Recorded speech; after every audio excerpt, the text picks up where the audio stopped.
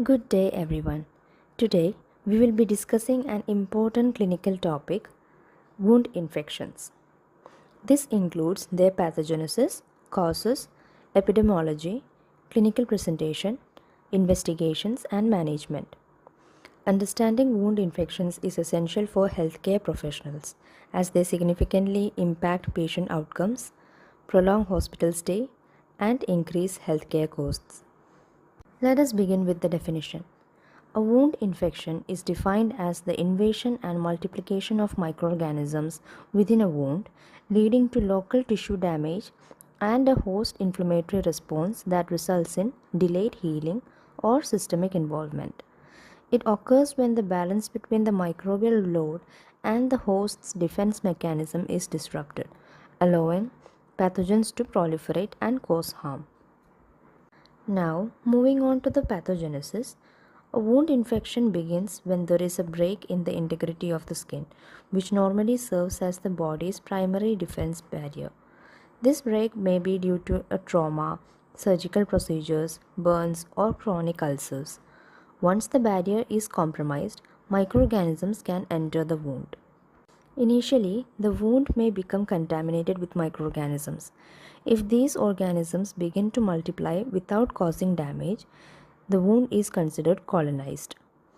Infection develops when the bacterial load exceeds a critical threshold, typically around 10 raised to 5 organisms per gram of tissue, and begins to cause tissue injury. Pathogens release toxins and enzymes such as proteases and collagenases, which destroy tissue, impair blood circulation, and interfere with oxygen delivery.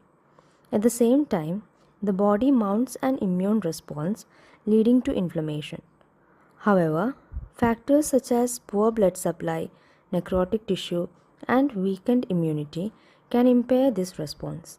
As a result, the normal wound healing process, hemostasis, inflammation, proliferation, and remodeling, is disrupted, leading to delayed or non healing wounds. Now we will discuss the causes of wound infections. The most common causes are bacterial pathogens. Frequently involved organisms include Staphylococcus aureus, including methicillin-resistant strains, Streptococcus species, Pseudomonas aeruginosa, and E. coli. These microorganisms may originate from endogenous sources such as patients' own skin flora or from exogenous sources including contaminated surgical instruments, hospital environments, or healthcare personnel. Several risk factors contribute to the development of infection. These include poor wound hygiene, presence of foreign bodies, necrotic tissue, prolonged surgical duration, and inadequate sterilization. Patient-related factors such as diabetes mellitus, immunosuppression, malnutrition, obesity, smoking, and advanced age also increase susceptibility. Moving on to the epidemiology, wound infections are among the most common healthcare associated infections globally. Surgical site infections account for a large proportion of these cases. The incidence varies depends on the type of wound. Clean wounds have the lowest risk, while contaminated and dirty wounds have significantly higher infection rates. In low and middle income countries, the incidence is higher due to challenges in infection control practice and limited healthcare resources. Patients with chronic illnesses, prolonged hospital stays, or intensive care admissions are particularly at risk. Now, let us look at the clinical presentation. Wound infections typically present with both local and systemic signs. Local signs include redness, warmth, swelling, pain, and prurulent discharge from the wounds. There may also be delayed healing, wound dehiscence, and foul odor. In more severe cases, the infection may spread to surrounding tissues, resulting in cellulitis or abscess formation. Systemic features include fever, chills, malaise, and increased heart rate. In advanced cases, patients may develop sepsis characterized by hypotension, organ dysfunction, and altered mental status. It is important to distinguish between normal inflammatory healing and infection. As mild redness and pain can be part of normal healing, whereas infection is associated with worsening symptoms and delayed recovery. Next, we will discuss the investigations. Diagnosis is primarily clinical, but investigations help confirm the infection and guide treatment.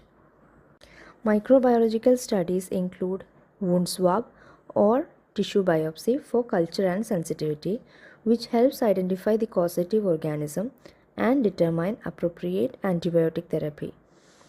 Blood tests may show elevated white blood cell count and increased inflammatory markers such as C reactive protein and procalcitonin. In suspected deep or complicated infections, imaging techniques such as ultrasound, X ray, CT scan, or MRI may be used to detect the abscesses, foreign bodies, or deeper involvement such as osteomyelitis. Finally, let us discuss the management of wound infections. Management involves a combination of local wound care and systemic treatment. The first step is proper wound care, which includes cleaning, irrigation, and debridement of necrotic tissue as well as removal of foreign material. Maintaining a clean and moist wound environment is essential for healing. Empirical antibiotic therapy is initiated based on the severity of infection and the most likely pathogens. Once culture results are available, therapy should be adjusted accordingly. Mild infections may be treated with topical antibiotics, while moderate to severe infections require systemic antibiotics. In cases where abscesses are present, incision and drainage are necessary. Surgical intervention may be required for severe or non-healing wounds. In addition, it is important to address the underlying conditions such as diabetes by maintaining good glycemic control, ensuring adequate nutrition, and improving the patient's immune status. Preventive measures play a key role and include strict hand hygiene, use of sterile techniques, proper wound dressing, and adherence to infection control protocols. In conclusion, wound infections result from the complex interaction between microbial invasion and host defense mechanism.